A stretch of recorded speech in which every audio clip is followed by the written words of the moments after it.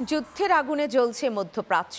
একের পর এক পাল্টাপাল্টি হামলায় দ্রুত অবনতি হচ্ছে যুক্তরাষ্ট্র ও ইরানের সম্পর্ক।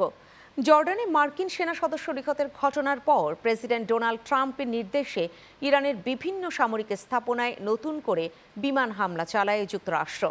এর জবাবে কুয়েত, বাহরাইন ও জর্ডানে মার্কিন ঘাঁটি এবং গুরুত্বপূর্ণ অবকাঠামো লক্ষ্য করে ক্ষেপণাস্ত্র ও ড্রোন হামলা চালায় ইরান। দেখুন ফোয়ারা ফারুকের প্রতিবেদন। ইরানে বিমান হামলা চালিয়েছে যুক্তরাষ্ট্র। মার্কিন প্রেসিডেন্ট ডোনাল্ড ট্রাম্পের নির্দেশনা অনুসারে এই হামলা হচ্ছে বলে মার্কিন সেন্ট্রাল কমান্ড সেন্টকম জানিয়েছে। যুক্তরাষ্ট্র শনিবার সন্ধ্যায় এই হামলা শুরু হয়। ইরানের কেশব দ্বীপের উপকণ্ঠে অন্তত ৬টি ক্ষেপণাস্ত্র আঘাত হেনেছে। হামলার পরপরই কঠোর বার্তা দেন ইরানের সর্বোচ্চ নেতা মোজতবা খামেনি। তিনি বলেন, যুক্তরাষ্ট্রকে এমন শিক্ষা দেওয়া হবে যা তারা কোনোদিন ভুলতে পারবে না। যুক্তরাষ্ট্রের বিরুদ্ধে চুক্তি লঙ্ঘনের অভিযোগ এনে ইসলামাবাদ সমঝোতা স্মারক ইরান যুদ্ধ বন্ধে প্রাথমিক চুক্তির আওতায় নিজেদের সব প্রতিশ্রুতি স্থগিত ঘোষণা করেছে ইরান। ইরানের উপপররাষ্ট্রমন্ত্রী কাজেম ঘরিবাবাদি এ ঘোষণা দেন।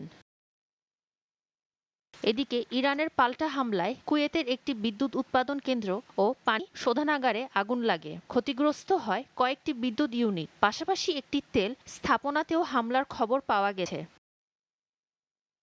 ইরানের হামলায় মার্কিন সৈন্য নিহতদের ঘটনাকে দুঃখজনক বলে মন্তব্য করেছেন যুক্তরাষ্ট্রের প্রেসিডেন্ট ডোনাল্ড ট্রাম্প। শুক্রবার জর্ডানে ইরানের ব্যালিস্টিক ক্ষেপণাস্ত্র ও ড্রোন হামলায় ২ মার্কিন সেনা নিহত হন।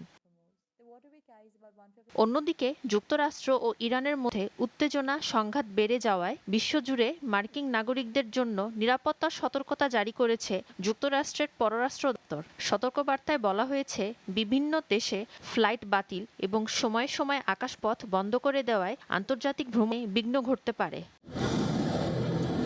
Channel 9 news desk.